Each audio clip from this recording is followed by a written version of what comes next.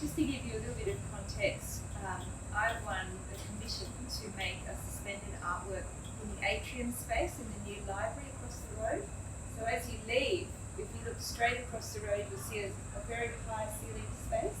That's where the work's going to go. And what we do today is going to be part of that artwork. So I really appreciate you coming and helping. A little bit about what kind of artwork I do. It's a very collaborative process when I work. I don't work on my own, so I'll make beautiful little things in my studio, often inspired by nature, and then I work with blacksmiths or people who cast concrete, or engineers, industrial designers, architects, to make large versions that are installed in public. So it's this combination of art and also engineering that I do. When I make art, I'm often inspired by the natural world, and also I love it when things move. So you see that the artwork over there is going to move. Also, I like to make art that's integrated into its environment. So that means to me art that looks like it belongs in the space. So it's not like someone's made something somewhere else, thinking about something else and plonked it there. It's art that relates in its meaning and the story that it tells to the people of the place and to the site, so to what's naturally there, plant surroundings. And I also like to make artwork that's accessible. So sometimes that means artwork that kids are going to climb all over, and other times that means artwork that anyone will understand, that you can get meaning from. It's not too conceptual, it's actually for everyone. So when I made the design for the artwork across the road, I responded to the site, which for someone like me was really exciting because I make mobiles, so not big phones, big thingy things. That space is just fantastic because it's got height and light and air movement and space. So it was a really lovely space to work with for this sort of design. And I was looking for something that would resonate with the community and maybe tell a story of what's special or unique about this place, which I decided was the biodiversity. So I was looking at all these gorgeous bird species, in particular parrots, and thinking, how could this inspire an artwork? But I didn't want to make an artwork that looked like a parrot. I wanted to make an artwork that made you think about flight, or you know that moment when you see just a bright coloured flash in the treetops, that kind of experience. So I've got the model here. So this one is going to be 5 meters across. So it's basically from me to that fence there, and about 5 meters high. So it's really big, hanging up in the space. So it's a little bit technical, but the idea is that it would be made from architectural chain, which is like a thin veil.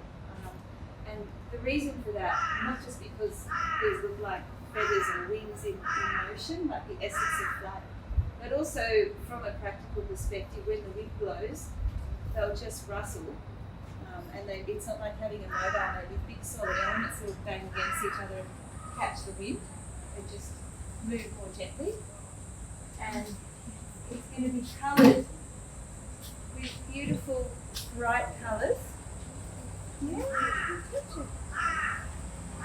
like the parrot feathers that you'll be painting today. And underneath the artwork will be a projection onto the ground. So that's where you people come in. We're going to be making feathers with watercolour and ink and coloured pencils. And then I'm going to scan them in, and I'm collaborating with a projection artist. She's going to create a projection. So this is like the parrot in flight, and underneath, in case you didn't realise we were talking about parrots, there'll be feathers on the ground. So if you go there at night and have a look, there'll be these feathers sort of drifting around on the ground. And then as you walk through, or as a little one like this runs through, the feathers will be disturbed. So they might flow after you or push away from you. So it should be interactive. And the feathers are all made by people in the community. So I might do a little demo for you, 2 quick demonstrations. I think the best way for you to see it is actually if you get up and come close, because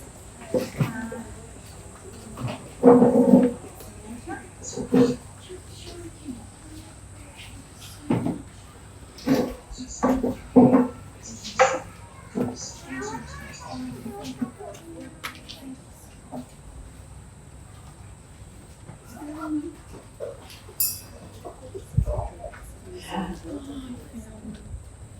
we've got paper here, and you'll find on your tables there's some lead pencils. Might be a good place to start.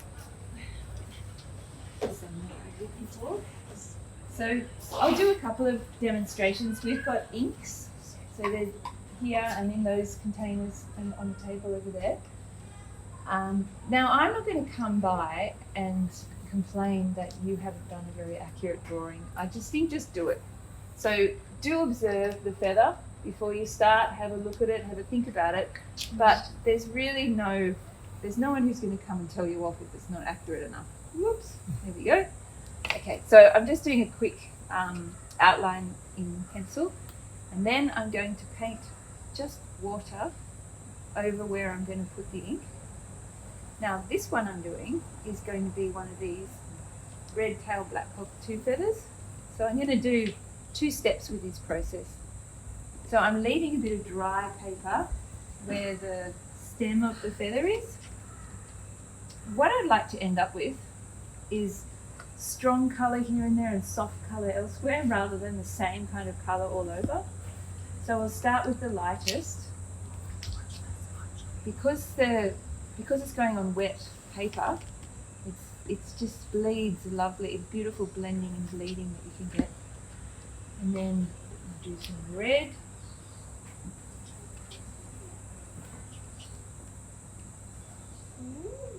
Yeah, pretty, isn't it? And we're going to mix our mediums a little bit here. So I can use some white acrylic as well. So when I put this on, it pushes the ink back a bit. So if I want a bit of white, I can push that back there. Now, if I just played with this here, it keeps blending. So I want to stop it. So I'm just going to put that in the sun. So that's the first step of this one. We're running out of sun anyway. Put it over there somewhere. And then when it's dry, so this is the reason you'll work on a couple at once. So when it's dry, you get something like that. And then you can come back with your black. Already it's really hard to be patient, but it's the easiest thing because the inks can be difficult to control. In fact, I'm not sure. We've also got these watercolours, because they're new, you actually have to work them a little bit before you get much pigment up. So just be patient. Rub it, rub, rub, rub.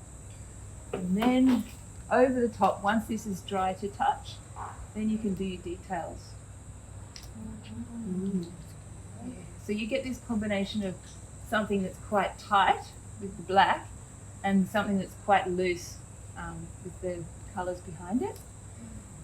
And there's other feathers, if you have a look, some of them have dots on them or stripes on them that you can then, so that's sort of like a 2-step process, which I'm not putting too much time into, but you see what I mean? And the other thing I'm trying for is like, this is intense, this is soft, these sort of gentle gradations between different colours. Another one we could do, one of these blue ones.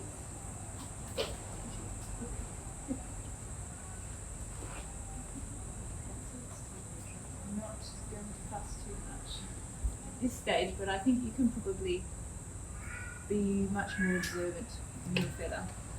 So I'll do the same thing again with just wetting the paper, and then I'm going to drop the colour in. So leaving a dry bit for the stem.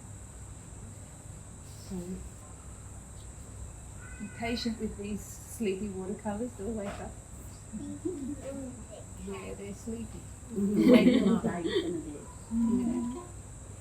So come on, wake up. Up you get. Come and play. And then black. Black.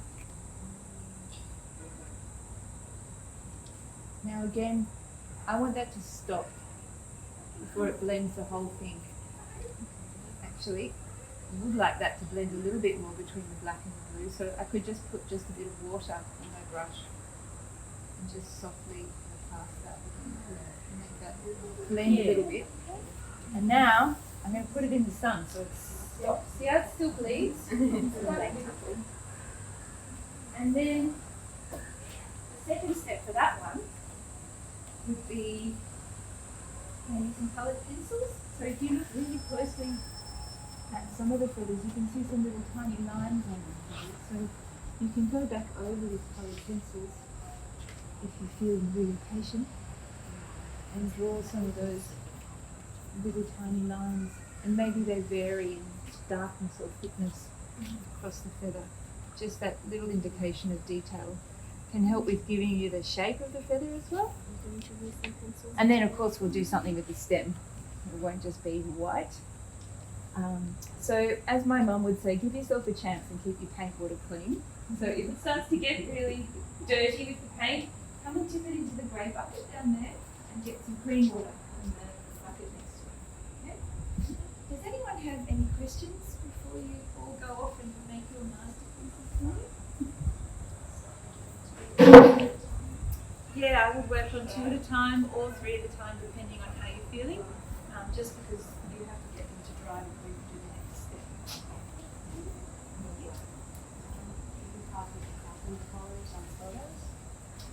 See how you go, be inspired by them. You won't find exactly the colours, like these colours here. Maybe the blue ink's a little bit like that one.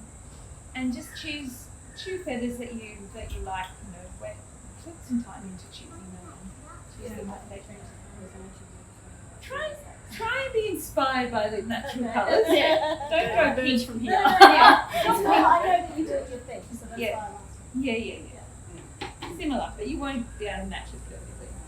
And I do a fluoro green, that would be about right. Well, if you keep looking, you might find a fluoro green feather. So have a look through all the pages, you might find one. Okay. So there's brushes here. Anyone needs? Be careful because it's unforgiving.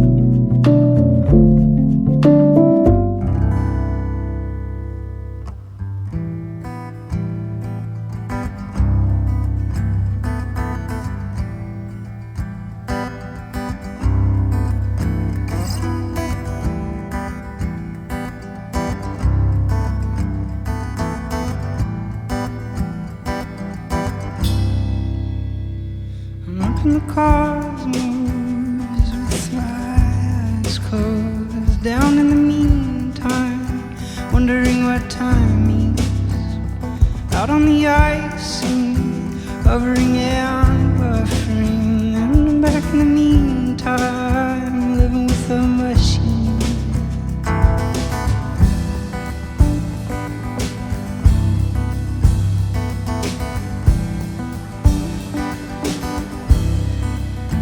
Walking on the sidewalk, listening to people talk, swimming in some seaway.